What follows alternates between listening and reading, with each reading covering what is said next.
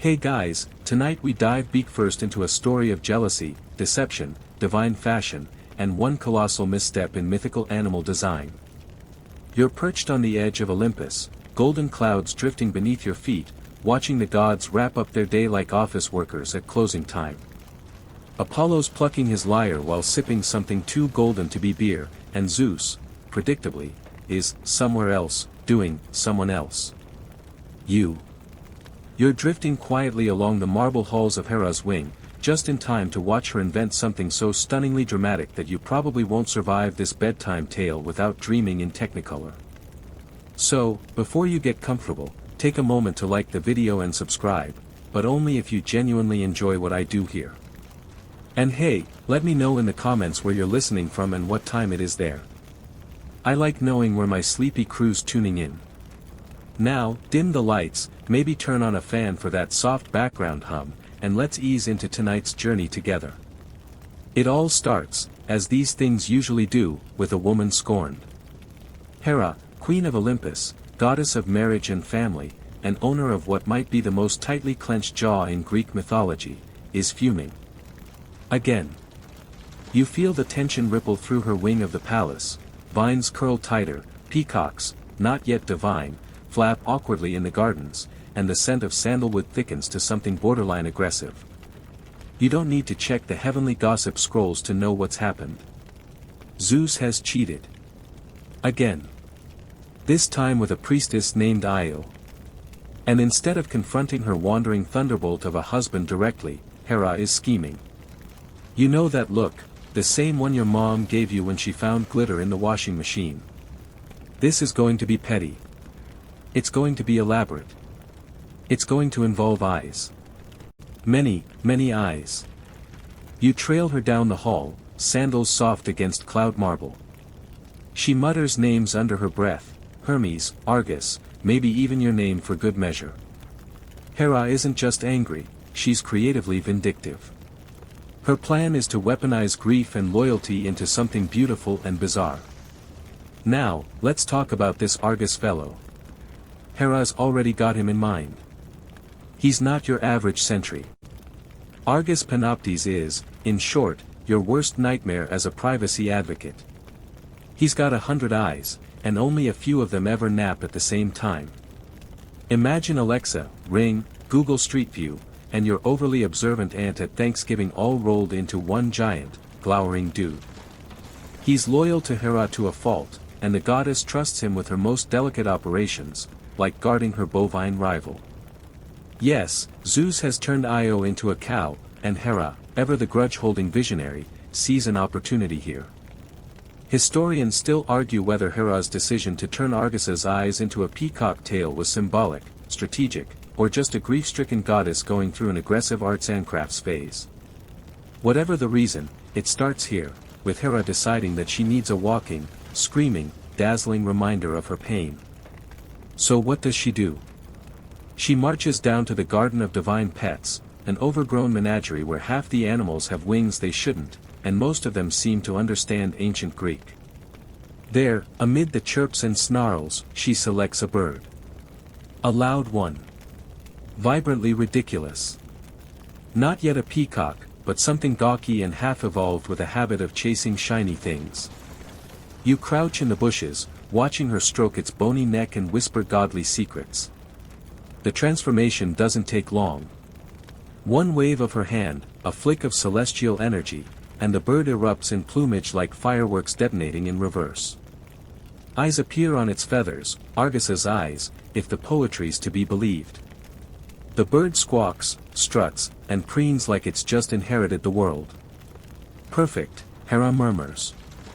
And just like that, the peacock is born. Not biologically, of course, this is Olympus, where biology takes a backseat to drama. The bird caws, spins, and glares like it knows it's become myth already. Hera smiles her first real smile in days, a sharp little crescent that never quite reaches her eyes. You want to clap, maybe. But also, maybe not. Because the way the bird looks at you, it knows things. It remembers. Argus is in there somewhere, judging you like you're about to spill soup on your tunic. The problem? Hera hasn't considered what this bird wants. She's made it beautiful, yes. But she's also made it watchful. Defiant. And most troubling of all, independent. But that realization doesn't come for a while yet. Tonight, she's still basking in the afterglow of her artistry, parading her peacock through Olympus as if it's a trophy and not a time bomb in feathers. The other gods, naturally, are divided. Dionysus is already sketching it for his wine labels. Athena arches an unimpressed brow and mutters something about form over function. Aphrodite? She pretends not to care, but she's taking notes for her next handbag collection. Meanwhile, mortals on the edge of Olympus look up and spot this celestial bird, screaming and shimmering like an oil slick in the sky. They write it down. They start telling stories. Some claim the eyes can see your sins. Others say it eats snakes and blesses gardens. One fringe theory claims peacocks were originally chimeric dragons in disguise, because of course they were. You, however, just sit on the steps of the palace and stare. The peacock is circling now, as if inspecting its own legacy. Hera has created something magnificent. But you already sense it's going to be more trouble than she expects. And somewhere in the distance, Hermes is whistling. You blink, and Argus Panoptes is already standing in front of Hera, although standing barely describes the eerie way he just arrives. There's no sound, no celestial trumpet blast or swirl of lightning like when Zeus makes an entrance. Argus simply materializes, all eyes trained forward, most of them blinking asynchronously. It's hard not to shudder. He looks like a walking migraine wrapped in bronze armor. Hera gives him a nod, half command, half caress. Argus doesn't speak. He rarely does. You notice a low hum in the air around him, like cicadas trapped inside a helmet. Each eye watches a slightly different piece of reality, and you get the uncomfortable feeling that one is looking straight into your childhood memories. His job tonight? Surveillance. But not in the fun, snack on popcorn and judge mortals way. Hera needs him to babysit Io, the cow version. That's right. Zeus's latest crush has been bovinized, stuck in a pastoral prison somewhere in the mortal realm, mooing softly beneath a moonlit olive tree. Hera, despite what Olympian PR scrolls might tell you, doesn't just lash out in fury. She plans. She watches. And nobody watches better than Argus. You trail Argus as he descends from Olympus, skipping the stairs entirely, gliding like a ghost with way too many pupils. The night is warm, the kind that sticks to your skin and makes you question your life choices. He finds Io right where Hera said she'd be, tied to a tree, chewing grass and mooing in what might be despair or mild indigestion. Argus settles in with disturbing efficiency. He doesn't sleep, can't, really. Half his eyes stay open even when he closes the others. He watches the cow. He watches the wind. He watches you. And he keeps a tally in his mind of every fluttering leaf, every twitch of Io's tail. For him, this isn't just surveillance, it's devotion. Hera didn't just assign him the task. She trusted him with it. And Argus, poor doomed Argus, lives for that trust. Historians still argue whether Argus was originally a mortal who earned his eyes through good service, or whether he was born from some cosmic accident, maybe a thunderclap hit a mirror just right. What's certain is this: in all of Greek mythology, no one is more overqualified to stare at a cow than Argus Panoptes. The fringe crowd has more fun with it, of course. One obscure scroll insists that each of Argus's eyes has its own independent soul, which is why he's so jittery and why goats hate being around him. Another claims that Argus doesn't die, not really, but respawns every 100 years inside the nearest beetle. Classic fringe logic. But here and now, Argus is just a man doing a very creepy job, sitting beside a cow who used to be a woman, guarding her from a god who used to be her lover, under orders from a goddess who used to care more about subtlety. You sit on a stone nearby, watching him work. Hours pass. He doesn't shift. His body may be mortal-ish, but his vigilance is divine. You get bored long before he does, playing with pebbles, counting stars. At one point you think you spot Hermes in the distance, whistling something suspiciously upbeat. Foreshadowing, maybe. At dawn, Hera appears again, not physically, just in Argus's mind, sending him one of those divine memos only gods and telepathic interns can receive. She wants an update. He sends her a psychic photo album, Io grazing, Io sneezing, Io glaring at a frog. Hera is pleased. But there's a hitch. Even Argus, faithful, steadfast, severely over-eyed Argus, can't block out the sheer absurdity of the situation. A cow that's also a woman. A god hiding in thunderclouds. A queen making fashion decisions out of grief. The Greek pantheon has always been a reality show with a bigger budget and fewer consequences. But Argus? He's starting to feel like the cameraman who's seen too much. That night, as fireflies blink lazily around the grove, Argus starts humming. A weird little tune. Something offbeat and old, older than the gods, older than stories. Maybe it's the weight of his task. Maybe he's lonely. You wonder what he dreams about when a few of those 100 eyes shut. You'll never find out. Because Hermes is already approaching. But for now, Argus watches. He blinks. He adjusts his seat on a rock smoothed by centuries. And he guards Io with a kind of reverent, aching purpose. He doesn't question Hera's orders. He doesn't guess at her motives. All he knows is that his queen gave him a task, and he will complete it or die trying. Which, spoiler alert, he will. The strange thing is, even as the hours stretch into a full day, and the sun rises like an overachieving stage light, the air around Argus never quite shifts. It's as if time folds around him. A bubble of eternal vigilance. You realize, in a sleepy sort of way, that Argus isn't just Hera's spy. He's her guilt. Her devotion. Her need to control a universe that keeps spinning away from her. Every eye is a reminder, watch what you love, or lose it. And just beyond the hill, Hermes sharpens a flute. Yes, sharpens. Don't ask. You hear Hermes before you see him. A jaunty whistle drifts over the olive trees, light as a gossiping breeze. It has no place here, too cheerful, too bright, like a ringtone in a funeral. Argus stiffens. At least 27 of his eyes swing toward the sound. The rest? Still locked on Io, ever grazing, ever miserable, ever awkwardly cow-shaped. Hermes crests the hill like he owns it. Which, technically, he might. That's the thing about gods, property rights are more like vague suggestions. He's all grins and sandals, his winged cap tilted just so, like a newsboy who sells chaos instead of papers. He waves at Argus. Argus does not wave back. A fly buzzes near Hermes. It dies midair. Casual.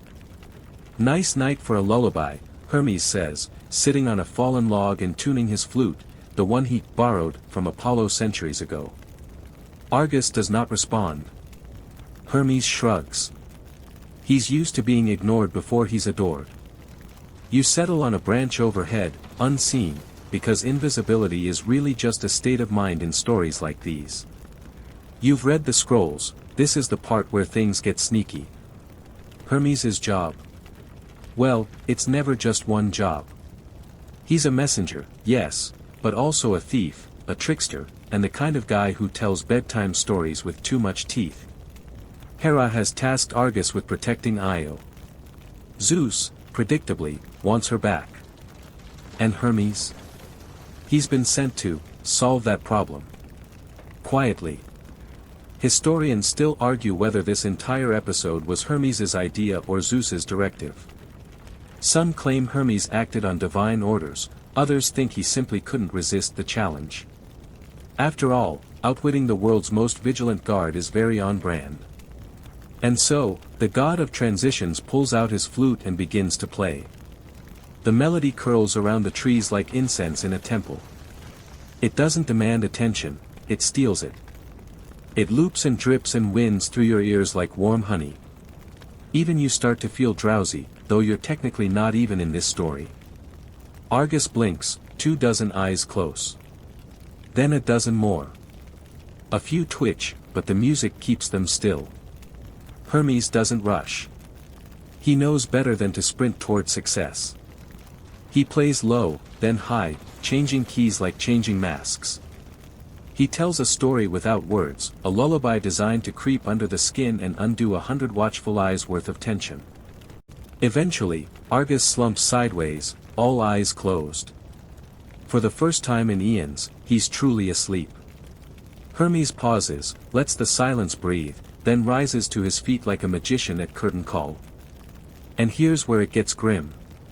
You'd think a god like Hermes would use magic, right? A snap of the fingers, a beam of light, poof, Argus turned into a fern or something. But no. Hermes pulls a blade from his belt, one forged in silence, kissed by shadow, and probably never cleaned. You flinch. He moves quickly. No one's ever really described how it happens. The poets skip it. The vases crack before they get to that part. But what matters is this: Hermes kills Argus. Cleanly. Quietly. Thoroughly. The eyes do not reopen. The cicada hum fades. When it's done, Hermes kneels beside Io, who moves in a way that somehow conveys a mix of confusion and disgust. He unties her rope, pats her flank, and gestures toward the sky. A storm is forming. Of course it is. Zeus always likes to make an entrance.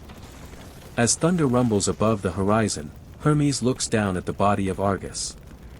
For a second, just a blink, there's a flicker of guilt. Maybe.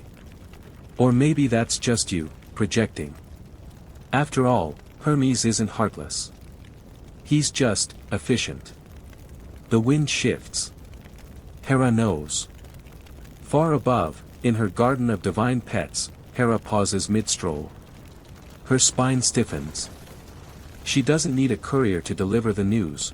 When someone you've trusted dies, you feel it. Her grip tightens around the scepter she never uses. She turns to look at the peacock, still strutting, still preening, still dazzling. This is where regret first flickers across her divine brow. She thought the eyes would be enough. A tribute. A way to immortalize Argus's loyalty and her pain.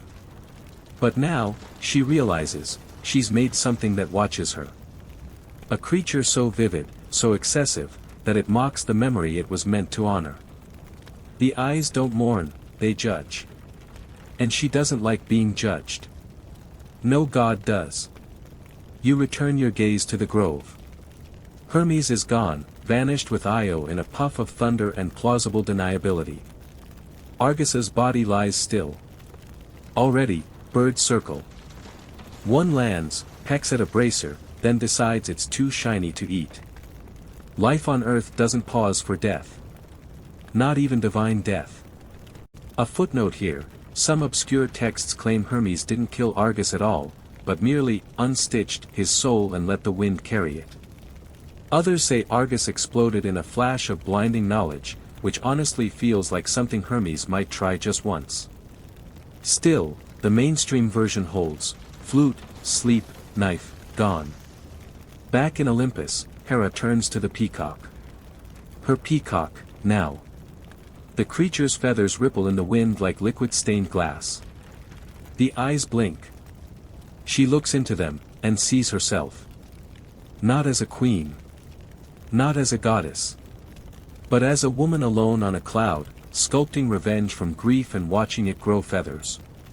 And for the first time since this all began, you see her hesitate. The wind on Olympus tonight tastes metallic, like prophecy soaked in irony. You stand behind Hera as she gazes at the peacock, the creature she created out of mourning and ego and the vague hope that symbols can heal. It doesn't blink like Argus did, though its feather eyes twitch in the breeze, restless and beautiful and utterly useless. You don't say anything. No one does. Olympus is unnaturally quiet, which is rarely a good sign. Hera runs a hand through the air near the peacock's tail, careful not to touch it. There's too much memory stored in those feathers. The vibrant eye spots shimmer, each one a frozen tear she didn't shed. Argus is gone. His watchfulness, his loyalty, his entire weirdly unsettling presence, all gone. And in his place, this bird. Gorgeous. Loud. Decorative. Vain. Just what she needed. Another reminder that grief, once ornamented, becomes performance. Historians still argue whether Hera actually created the peacock herself or merely claimed it after someone else did the featherwork. Some versions insist she plucked the eyes from Argus's corpse and pressed them onto the bird's tail with divine glue. Others say the peacock just showed up one day, and she declared it hers because grief makes you territorial. You don't ask. You just watch. The peacock cries out, an awkward honking scream that sounds less majestic than she'd hoped. It waddles in a way that's hard to describe without giggling. Hera flinches. There it is, the first twinge of embarrassment. The immediate, horrible realization that perhaps, just maybe, she acted a little too quickly. The eyes were meant to be solemn. Instead, they leer. They sparkle. They show off. And gods hate being made to feel foolish. The thing about Hera, what the poets rarely mention, is that she does everything intensely. She loves like a forest fire and grieves like a glacier collapsing. So when she regrets something, it doesn't come in whispers. It comes like a thunderclap that nobody ordered. That night, Hera doesn't sleep. You can feel her pacing Olympus, barefoot, each step igniting a spark of stormlight. The peacock follows her, which somehow makes it worse. Its feet slap against the marble like wet leather. It tries to coo, but the sound is closer to a cough. Hera stops in her tracks. She turns. The peacock freezes mid-waddle. You don't even look like him, she mutters. The peacock blinks. Hera glares. You inch backward. And here's the real problem. Hera expected closure. That's what the peacock was supposed to be, a final gesture, a beautiful ending. But instead, it's a beginning. The start of an entire mythos of awkward symbolism. The start of people associating her not with wisdom or might, but with an overly elaborate bird who can't stop looking fabulous. A fringe group of mortals down on Earth already starts worshipping the peacock itself.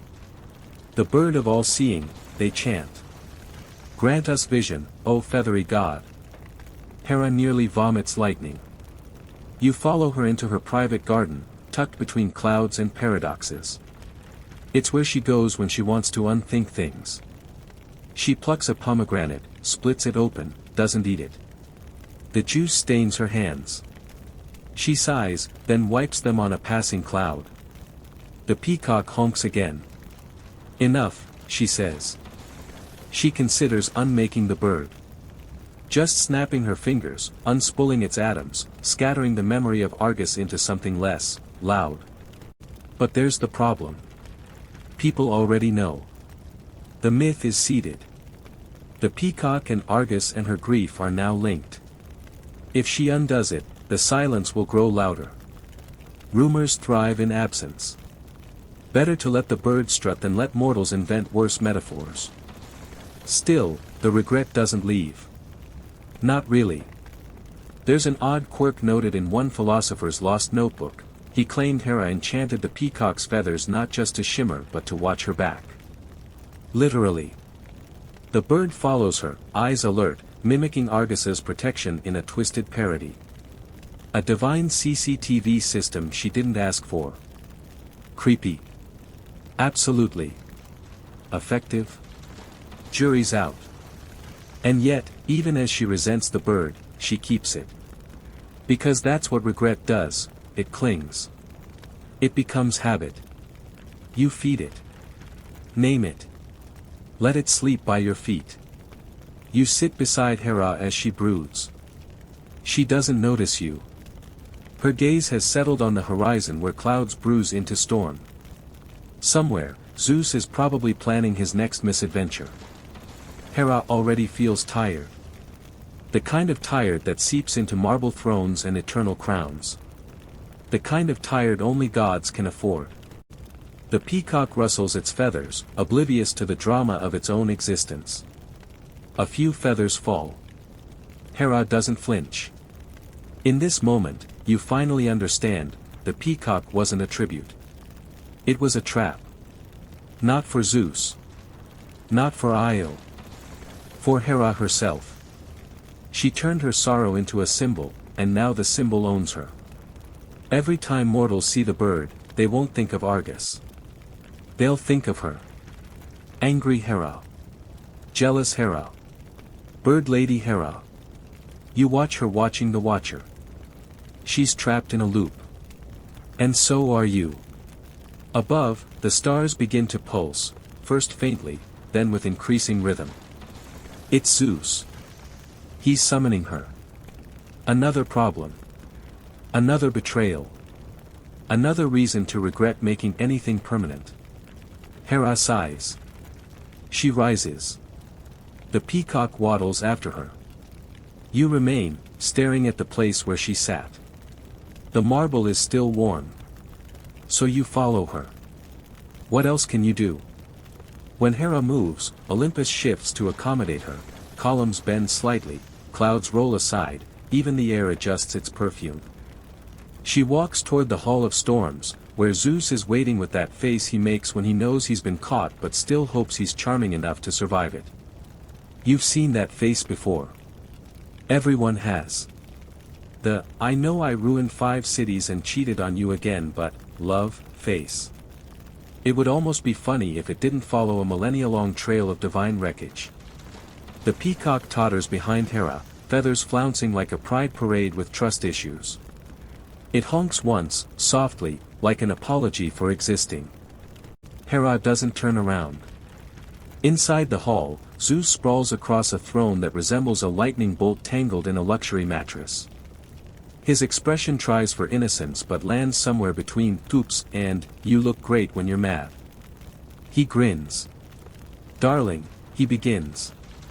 You feel Hera's eye twitch from 5 meters away. "Don't, darling me," she says, voice smooth as olive oil poured over a dagger. This is where things get historical.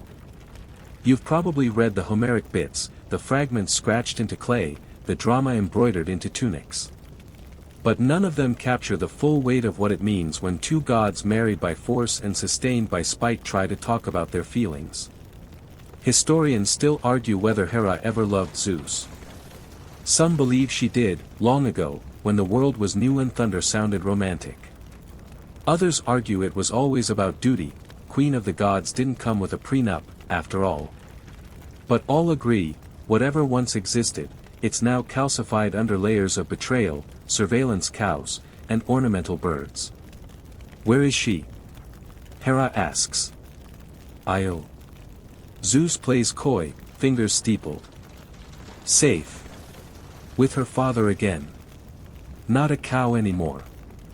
Oh, how merciful, Hera says.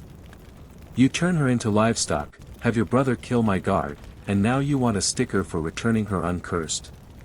Zeus shrugs. I thought the peacock was a nice gesture. Ah. There it is. Hera's head swivels slowly, ominously, like an ancient lock clicking into place. You knew, she says. Zeus doesn't deny it. Of course he knew. He's the one who pitched the idea, whispering to mortals that Hera's latest pet was a tribute to Argus. That the eye feathers were a touching symbol of eternal vigilance. That Hera, Queen of the Gods, honors her fallen servant in beauty. Except it wasn't beauty. It was branding. Hera's grief, repackaged. You watch as Hera does something subtle.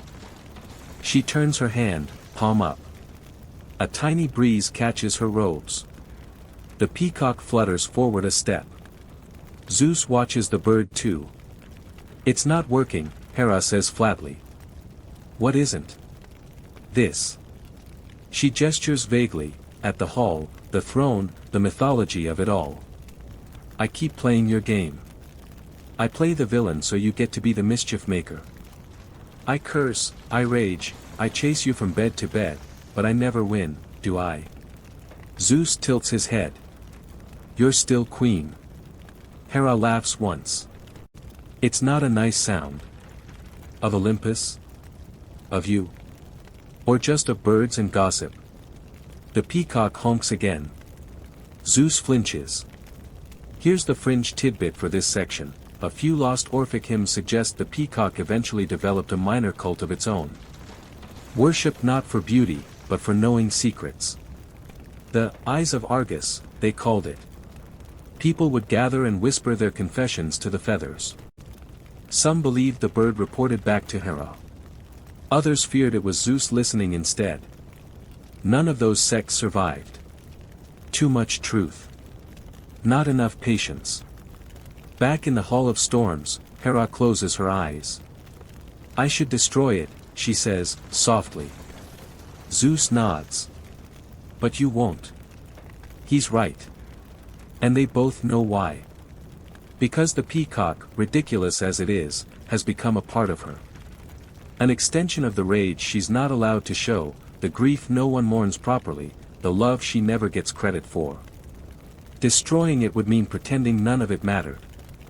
And Hera, for all her flaws, doesn't pretend. She turns to leave.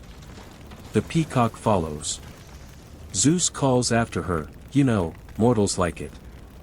They think it's elegant. Hera doesn't answer. She disappears into a cloudburst, thunder grumbling in her wake. You walk beside her in silence, rain pattering against marble. For a moment, she looks very old. Not aged. Timelessly tired. The kind of tired you feel when you've been trying to hold together a divine soap opera for longer than the concept of soup. She sits on a parapet, overlooking the mortal world. You can just make out the peacock preening behind her, one absurd eye feather falling and drifting toward earth like a lost petal. You wonder what that will grow into. So here you are again, perched beside a goddess on the edge of Olympus, with a bird that's too pretty to take seriously and a storm that refuses to break. Hera hasn't spoken for what feels like hours. Maybe she's meditating. Maybe she's mentally erasing Zeus's name from every pantheon hymn. Maybe she's counting all the women who've suffered because he couldn't keep his lightning in his toga. Below, the world ticks on, mortals arguing over goats, philosophers debating the soul, someone probably getting cursed into a shrub for using the wrong adjective. And up here, Hera watches it all in silence, the weight of her crown pressing a little heavier tonight. You glance at the peacock, which is now trying to eat a piece of lightning moss. It chirps. Not a majestic warble or divine call, more like the wheeze of an accordion being stepped on. Hera grimaces. This was a mistake, she mutters. You nod, though it's not clear if she's talking to you, herself, or the peacock. Possibly all three. Here's a tidbit most people don't know. In some obscure Etruscan carvings, Hera's Roman counterpart, Juno, is depicted shoving a peacock into a storm cloud like she's trying to return it to customer service. The carving's caption translates roughly to, "Her patience ran out before the thunder did." Art historians still debate whether that's satire or devotional relief. The moment stretches, like fate holding its breath. You finally speak, what if it wasn't a mistake? Hera's eyes narrow. You're going to explain that, she says, not a request. You try to sound wise, or at least like a minor oracle in training. Argus was loyal. But he was also terrifying. Mortals feared him. They thought your justice was always watching, never sleeping, never blinking.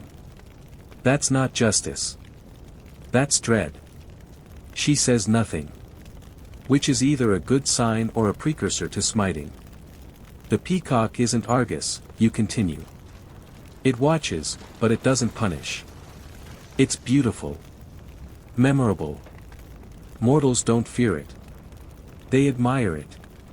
Maybe that's not such a bad thing. Hera laughs, short and sharp. You think I want to be admired? You shrug. Better than misunderstood. And there it is, that flicker of consideration. Hera turns back to the view. You hear the wind shift gears, softening just enough for the clouds to uncurl. The stars peer out like nosy neighbors. Here's where the history turns fuzzy. There's a papyrus scroll buried in a crumbling temple in Sicily, written by an anonymous priestess who claimed to serve Hera herself. She described a vision in which the goddess knelt in a field of peacock feathers, planting each one into the soil. From them sprouted mirrors. Each mirror showed a different version of Hera, warrior, mother, tyrant, queen. The priestess wrote, "She is every face they've ever painted her with. But none are her face." Scholars debate whether this was symbolic or the result of heavy laurel leaf fumes. Still, it lingers. The idea that Hera, of all the gods, might have been the most miscast. She flicks a finger, conjuring a small illusion in the air. A swirl of smoke shapes itself into Io, running.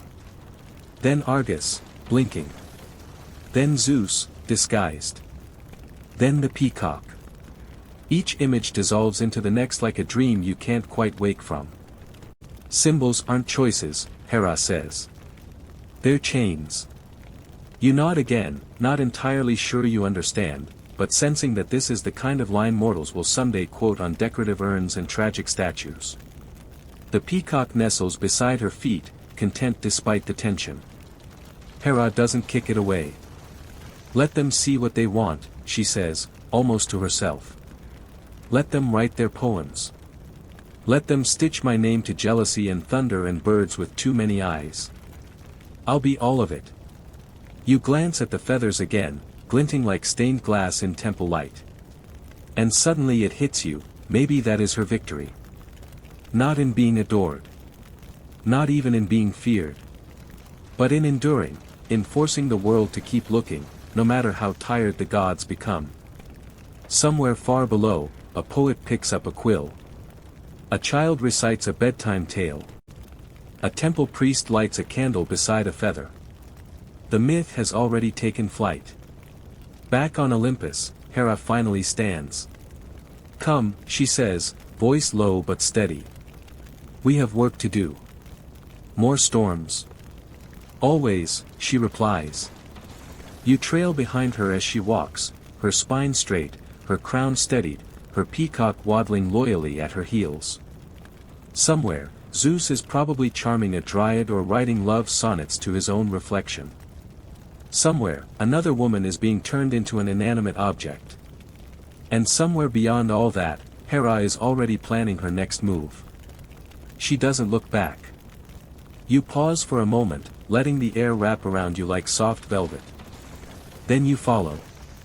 By now, you've grown accustomed to the way Olympus breathes beneath your feet, how the marble pulses faintly with divine tension, how every corridor echoes like it's storing gossip for later. You follow Hera deeper into the inner sanctums, past statues that whisper to themselves and portraits that seem to age backward. You end up in a chamber rarely visited even by gods, the hall of forgotten offerings. It's exactly what it sounds like. Shelves upon shelves of neglected gifts from mortals, half-melted candles, chipped vases, fruit offerings long petrified into stone. A child's rag doll rests in a bronze bowl. A necklace made from seashells and twine glints beside a scroll so faded its ink resembles spiderwebs. You inhale, and the air tastes like dust and devotion. Hera walks slowly, fingers trailing along the shelves. She stops in front of a little clay pot, unglazed and crooked. The inscription is barely legible. For the goddess who watches over all mothers. She doesn't touch it. Just looks. Here's the mainstream fact you might not have heard emphasized in school: Hera wasn't just the jealous wife. For centuries, especially in earlier city-states like Argos and Samos, she was revered first and foremost as a protector of women in childbirth, of family bonds, of oaths sworn in kitchens rather than courts. She wasn't just vengeance, she was structure. The one who tried to keep Olympus from collapsing under the weight of divine egos. Do you know what happens, Hera says suddenly, when mortals stop leaving offerings? You glance at the shelves. They forget you. She gives a dry smile. Worse. They reinvent me. And she's right. Because without offerings, without rituals that tether her to the world, mortals get creative. They tell the tales they need to hear. One era's protector becomes the next era's villain. One century she's the patron of noble wives, and the next she's the cosmic embodiment of bitter X energy. Historians still argue whether my decline was political or poetic, she murmurs. Was I written out of power? Or did I surrender it? The peacock squawks, as if weighing in. You watch her pick up the shell necklace. The twine breaks in her hand, too old to hold together. I used to be the first name whispered in prayer, she says. Now I'm a cautionary tale in dramas. You nod, feeling something prickly behind your eyes. Maybe it's divine empathy. Maybe it's just the dust. But the peacock, she turns, eyes sharp, they never forgot that. And isn't that the truth? How often does the symbol outlive the symbolized? Mortals may forget the complicated prayers, but they remember the colors, the pattern, the eyes. The bird, flaring its tail in a blur of teal and gold, carved into frescoes and mosaics long after its meaning has faded into art history quizzes and dinner party trivia. There's a mosaic in Pompeii, long buried by ash, that depicts a peacock beside a woman in regal robes. No name. No caption. Just a quiet dignity, a gaze that dares you to guess wrong. Archaeologists debate whether it was Hera. Some argue it was just decorative. Others say it's the last surviving portrait of a goddess choosing not to speak. Back in the Hall of Forgotten Offerings, Hera gestures for you to follow. Come, she says. I want to show you what they replaced me with. You step through a shimmering veil of mist and suddenly the space around you shifts. Now you're in the mortal world, or a copy of it. A divine diorama. You stand in a bustling market square from a forgotten century, stalls loaded with figs, bronze trinkets, garlands of laurel and rosemary. Statues tower in every direction, but they're not of Hera. They're of new gods, newer myths. Some look suspiciously like Zeus in alternate outfits. See, she says. They replaced power with popularity. You watch as a group of children run past, laughing. One carries a little carved idol, something absurdly muscular, clearly meant to be some local hero promoted to divine status. Who even is that, you ask? Hera shrugs. Does it matter? Mortals love their champions. They don't have room for queens anymore. Not unless we're tragic. Or vengeful. Or beautiful in a way that doesn't ask for anything. The children vanish into the crowd. The illusion pulses, then resets, an endless loop of a world spinning faster than its myths can keep up. And that's when it hits you, Hera's regret isn't about the peacock itself. It's about how small she's become in its shadow. How even her attempts at legacy, grief turned into feathers, got whittled down into ornaments. A bird instead of a goddess. A story instead of a presence. I should have chosen a lion, she mutters. You snort. They would have made that a house cat by now. Her laugh is sudden, genuine. It shakes the air. For a heartbeat, the divine illusion falters, and you see the raw shape of her, a presence not sculpted from marble but thunder and intention. A queen still. Then the moment passes. The world resets. The market hums on. The peacock blinks up at you like it's thinking about reincarnating as a parrot next time. You glance at Hera. What now? She sighs. Now we rewrite the script. And that's when you realize, she's not done. Not with Zeus. Not with mortals. Not with herself. She's just been gathering the right metaphors. You know what's unsettling? When a goddess starts reorganizing symbols like she's planning a rebrand. Hera isn't pacing anymore, she's striding. Purposeful. Like she's about to walk into the Louvre and demand they redo all the captions under her statues. You're still standing in the illusion of the mortal marketplace. Hera flicks her hand, and the stalls vanish like dreams at sunrise. In their place, a vast scroll, unfurled and hovering midair, ink still wet with myth. This, she says, is where they keep the narrative. You peer at the scroll. It stretches beyond sight, lines curling and knotting into themselves. You catch snatches of familiar stories, Achilles sulking in a tent, Odysseus scheming his way out of yet another oopsie, Hercules bench-pressing logic. And here and there, her name, Hera, slipped into the margins like a sigh. Mostly as a foil. A punishment. Why can't you just support his divine destiny, kind of figure. She points. See that? They wrote me as the antagonist in his story. A ripple moves through the scroll, like it's embarrassed. Here's the historical mainstream bit. Many of the myths we know best, especially from Homer and Hesiod, were curated by male poets in male-dominated societies, where power dynamics were baked into the very parchment. Hera wasn't just written as vengeful, she was necessary as contrast. Zeus shines brighter when someone's opposing him. And who better than the nagging wife? Historians still argue whether Hera's portrayal in these texts reflected widespread cultural misogyny or simply served as a narrative device, you offer, quoting a dusty scholar you once overheard. She smirks. Same thing. She grabs a strand of the scroll and yanks. The entire illusion shudders, and a new scene forms, a mountain pass, a young girl huddled beneath an olive tree. She's crying. Alone. You can't tell if it's fear, grief, or just the raw ache of being too small for the world's cruelties. Her name was Thyra, Hera says. Her village prayed to Artemis, but she called out to me. You lean in. Did you help her? She didn't ask for vengeance. Just someone to witness her. So I did. The girl vanishes. I am not the goddess of forgiveness, Hera says. But I am the goddess of presence. It's a line that stays with you. Now the peacock flutters up, landing near the scroll.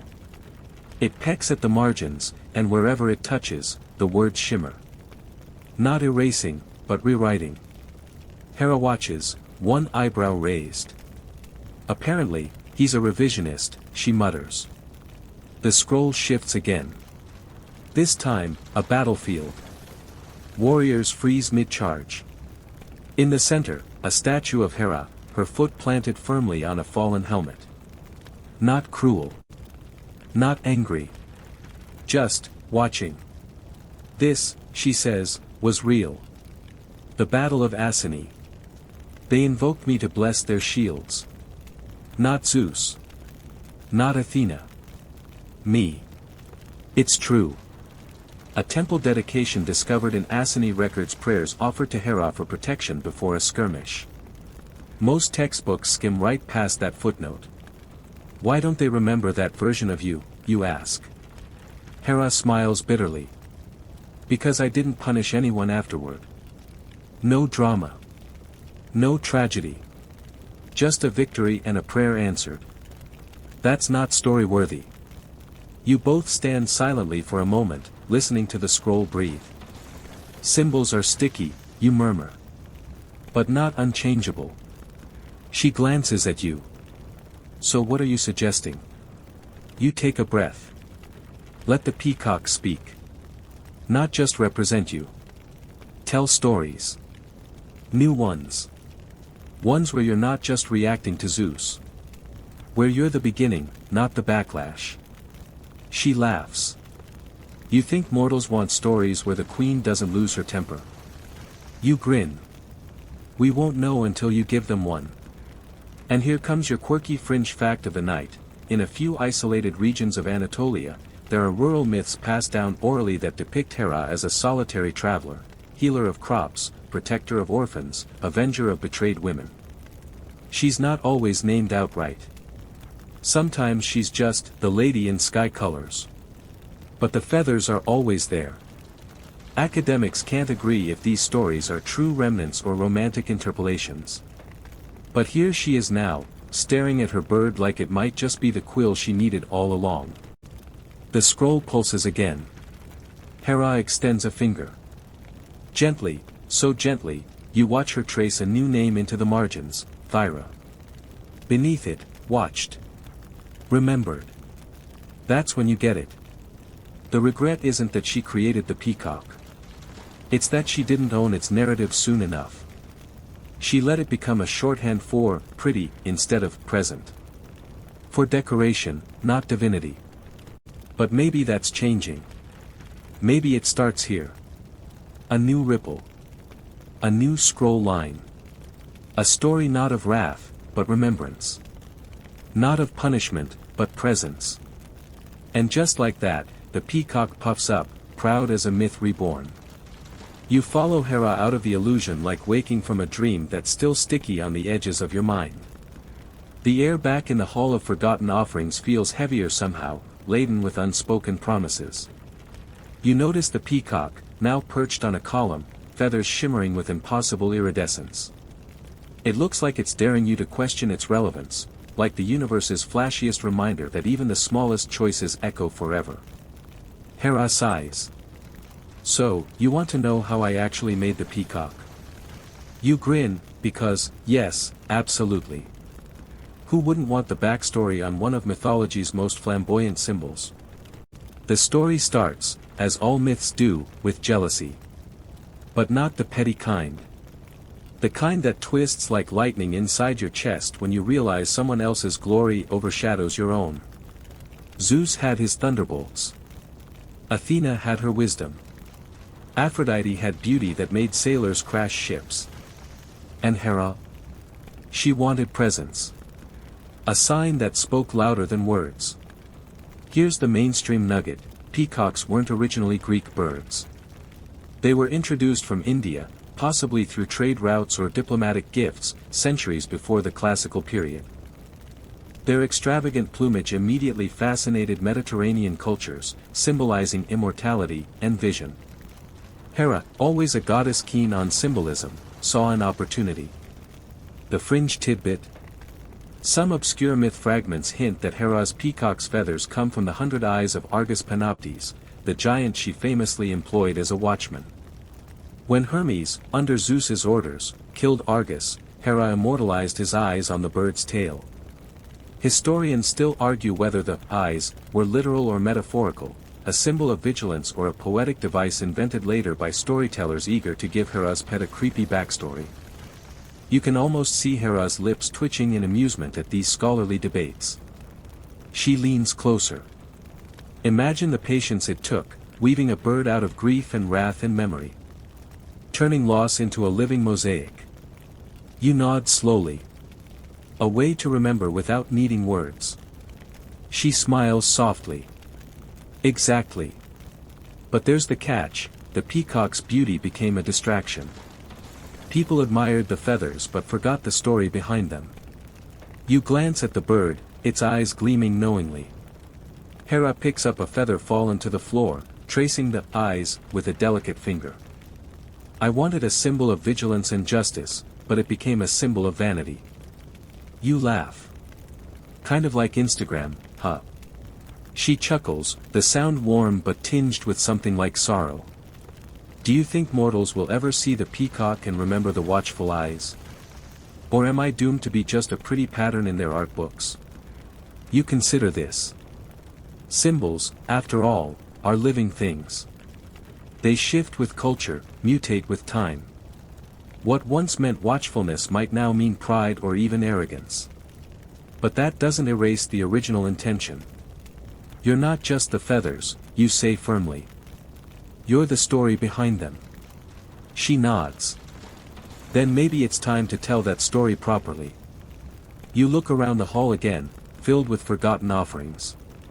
You imagine each object whispering its own tale, waiting for someone to listen. Hera's gaze meets yours. History doesn't just happen, you know. It's shaped by those brave enough to claim their narrative. The peacock spreads its tail in a slow, deliberate fan. It's a gesture that feels like a challenge, a promise, and a plea all at once. Will you help me? Hera asks quietly. You nod, feeling the weight of myth settling like a warm blanket over your shoulders. Because sometimes, the most powerful stories are the ones rewritten with care. You walk alongside Hera, the weight of her question lingering in the air like a scent that refuses to fade. Help you, you echo, trying to wrap your head around the idea of collaborating with a goddess whose reputation is as tangled as a plate of ancient spaghetti. The peacock struts ahead, a royal parade in slow motion, its feathers shimmering with colors you swear you've never seen in nature or in any Instagram filter. It's like the universe's most dazzling mood ring, flickering through blues, greens, and golds that seem to sing of secrets and old grudges. Here's the thing about myths, Hera begins, voice low and conspiratorial. They're less about what happened and more about what people needed to hear. You nod because, well, you've been there. Everyone wants their version of the story, tailored like a bespoke suit to fit their anxieties, hopes, or agendas. Take me, she continues. Mortals made me the jealous wife, the scheming goddess. But that's only one thread of my tapestry. She gestures grandly, and suddenly you're immersed in a whirlwind of images, women in labor calling out to her, families swearing sacred oaths, couples promising fidelity beneath her watchful eyes. The mainstream fact, Hera's worship in ancient Greece was complex and multifaceted. Festivals like the Hera honored her not just as a vengeful goddess but as a protector of marriage and family, celebrated with athletic competitions and communal feasts. Then, the quirky tidbit, in some small corners of ancient Greece, women dedicated peacock feathers in her temples as charms for fertility and protection. Talk about multitasking symbolism. Historians still argue whether the peacock was primarily a symbol of immortality or vigilance in her cult, she adds. But for me, it was always about watching over those I cared for. You realize this isn't just a myth about a goddess. It's about ownership, owning one's story before others do. So, you say, what if the peacock could tell its own story? Hera's eyes twinkle. A talking bird? How quaint. But I'm listening. You grin. Imagine a narrative that goes beyond jealousy and drama. A story where the peacock's eyes symbolize wisdom, watchfulness, and unyielding care. She laughs softly, the sound like wind chimes in a gentle breeze. You might be onto something. The peacock spreads its tail feathers again, as if eager to join the conversation. You and Hera begin weaving a new tapestry, threads of old myths and fresh meanings intertwining seamlessly. It's a story not just of a goddess's regret but of her resilience, a symbol reborn. As you step back, the Hall of Forgotten Offering seems a little less dusty, a little more alive. And for the first time, the peacock doesn't just glimmer, it speaks. You stand there, barely blinking, as the peacock tilts its head, an elegant, feathered nod that feels like the universe's way of saying, all right, buckle up. Hera chuckles softly, but there's a spark in her eyes. This isn't just about pretty feathers or ancient grudges anymore, it's about reclaiming a legacy tangled in centuries of stories both told and twisted. You feel the air shift.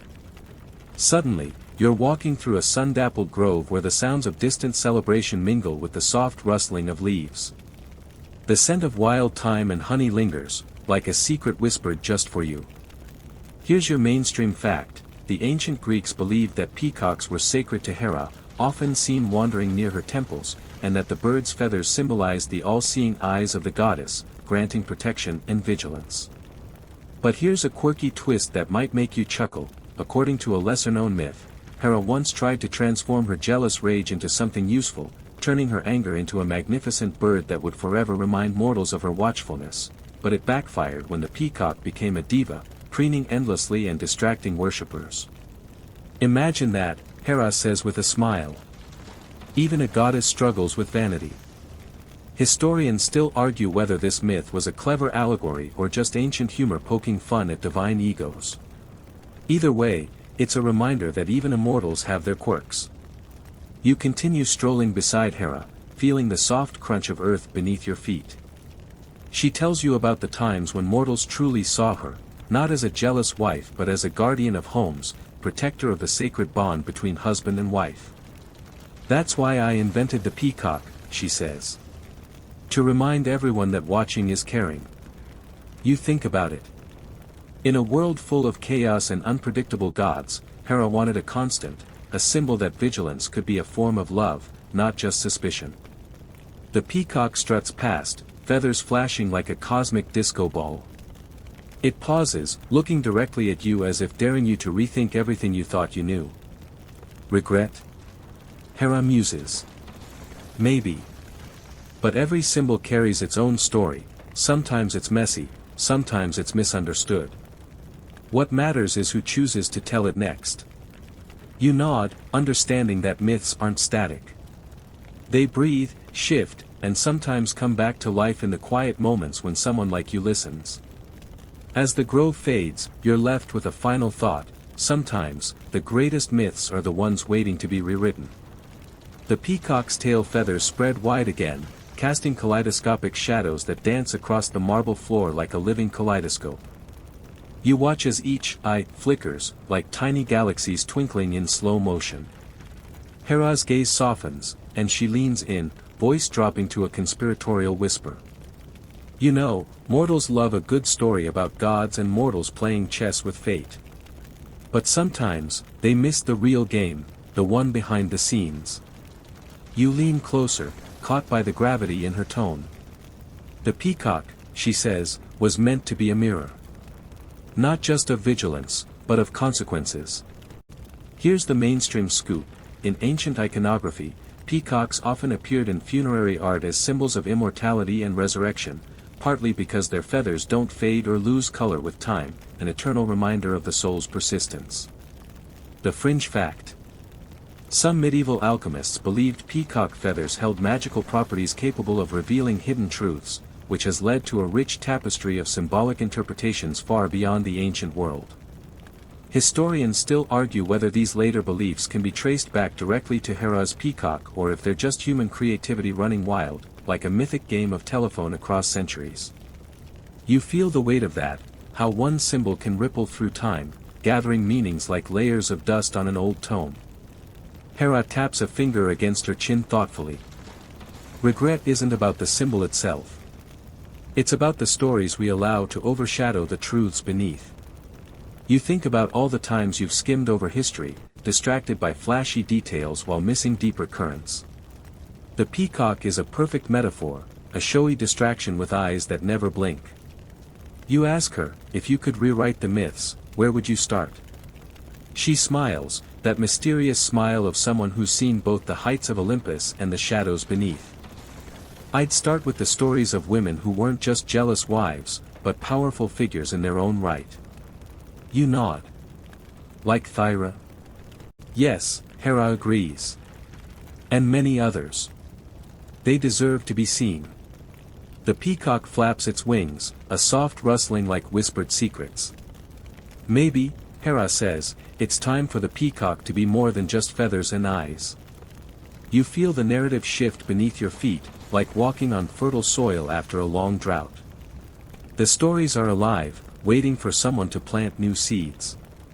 As the shadows lengthen and the Hall of Forgotten Offerings hums quietly, you realize that Hera's regret was never about the peacock itself, but about the stories it carried, and the stories still waiting to be told. The Hall of Forgotten Offerings seems to hold its breath as you and Hera share this quiet moment. You sense the subtle tension between divine expectation and mortal interpretation, like a delicate thread stretched across time. You glance back at the peacock, its feathers cascading like waterfalls of color, each eye a tiny portal into forgotten epochs. Hera's voice drifts toward you again, soft but unwavering. Symbols have power, but they're also prisons. The peacock was meant to be a guardian, yet it became a spectacle. Here's a concrete historical note: peacocks were often used in ancient royal imagery, not just by the Greeks but in Persia and India, symbolizing sovereignty, protection, and the all-seeing nature of the divine ruler. The quirky tidbit: there's a legend that peacocks can eat venomous snakes, making them natural protectors, a fact that ancient people may have noticed and turned into symbolic meaning. Historians still debate whether the snake-eating habit was truly known and symbolically linked in Greek myths, or if it's an exotic detail later appropriated from Eastern cultures. You consider the layers of meaning, how a single creature embodies vigilance, beauty, protection, and even danger. Hera's eyes gleam with something like pride mixed with sadness. I wanted a symbol that watched over marriage, family, trust. But mortals got caught up in the glamour and forgot the watchfulness. You think about how stories and symbols often get repurposed or misunderstood, much like how viral memes lose their original punchline but gain new life. So, you say, is the peacock your greatest triumph or your biggest mistake? She pauses, then shrugs with a goddess's grace. Maybe both. Like all of us, I am a collection of contradictions. The peacock struts forward, feathers folding gently as if conceding the point. You feel the story circling back, completing a loop you hadn't quite realized was open. Maybe, you whisper, the regret is part of the legacy. Hera nods slowly. Yes. And it reminds us that every story is alive, waiting to be seen from a new angle.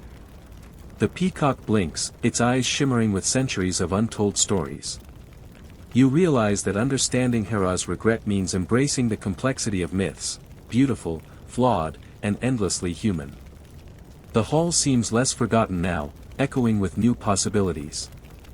You walk alongside Hera as the Hall of Forgotten Offerings begins to shimmer softly, as if waking from a long slumber.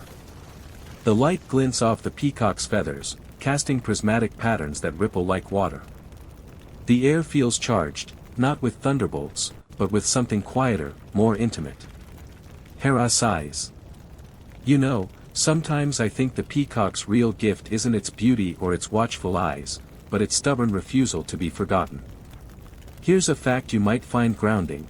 In ancient Greece, the cult of Hera was widespread and varied, her temples dotted the landscape, and her worshippers celebrated her with rituals emphasizing loyalty and protection, underscoring her role beyond mere jealousy. Then there's a more peculiar detail: the Romans identified Hera with Juno, who also had the peacock as a sacred bird, showing how cultural symbols migrated and transformed across time and empires. Historians still argue whether the peacock's association with Hera came originally from Greek myth or was reinforced and expanded through Roman reinterpretations. You pause to take it all in, the way myths evolve, picking up new layers like tree rings, sometimes bending and stretching but always rooted in human experience. Hera looks at you with a rare softness. Regret is a strange thing. It lives in the spaces between intention and outcome, between what we hope to be remembered for and what history decides to hold on to. You think about all the ways people rewrite themselves, crafting new narratives in the face of past mistakes or misunderstandings. You made the peacock, you say gently, to be a reminder, not just to others but to yourself. She nods, her expression thoughtful. Yes. And maybe that reminder isn't about pride or jealousy, but about the vigilance needed to protect what matters. The peacock furls its feathers, settling like a jewel in the quiet room.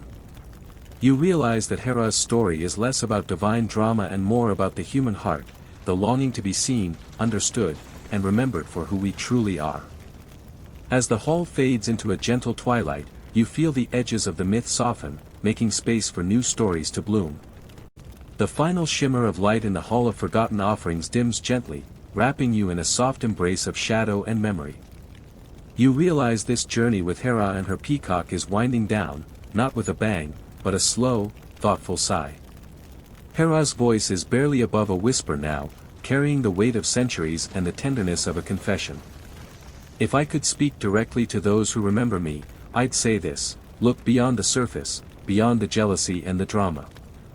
Find the watchfulness, the protection, and the love beneath. You nod, feeling the truth in her words resonate deep in your chest. Here's a last historical fact to carry you away: the peacock remains a powerful symbol even today, adorning art, flags, and emblems around the world, reminding us of beauty, vigilance, and transformation. A quirky note to ponder as you drift towards sleep: in some cultures, peacock feathers are considered lucky, yet in others, carrying one is said to invite bad luck, proof that even symbols can't escape the messy contradictions of belief. Historians still debate what the original intent behind Hera's peacock truly was: a symbol of pride, protection, immortality, or something more elusive that shifts with the storyteller's gaze. You take a deep breath, feeling the weight of all those layers settle like soft dust on your shoulders. The peacock gives one last proud display, a slow unfurling of feathers, before settling quietly, a guardian now not just of Hera's story but of all stories yet to be told. As you prepare to leave the hall, you feel a calmness spreading through you, a reminder that myths are living things, shaped by those who remember, who retell, and who dream. The gentle hum of the fan, the dimmed lights, and the lingering scent of thyme and honey wrap around you like a cozy blanket. You smile softly, knowing this story will settle in your mind, like a whispered lullaby, ready to come alive again whenever you need it. Now, as the night deepens and your eyelids grow heavier, let the tale of Hera and her peacock drift softly through your thoughts. Imagine the soft rustle of feathers, the glint of ancient eyes watching over a world filled with stories both told and untold. The weight of myths is not in their grandeur, but in the quiet moments between, the spaces where imagination breathes life into memory. Breathe in slowly, feeling the gentle rhythm of night settle around you like a familiar song. You are part of this endless tapestry now, a keeper of stories who knows that every symbol, every myth, holds more than one meaning, waiting patiently for you to find it. Let the colors of the peacock's tail fade gently into the background, becoming part of the soft shadows that hug your room. Feel the calm wrap around you, steady and warm, like a promise that no story truly ends, it only waits. As you close your eyes, know that you carry with you the watchful eyes of Hera's creation, a reminder that even in darkness, there is beauty, vigilance, and a quiet hope. Sleep well, dream deeply, and when you wake, the world will be waiting with new stories to tell.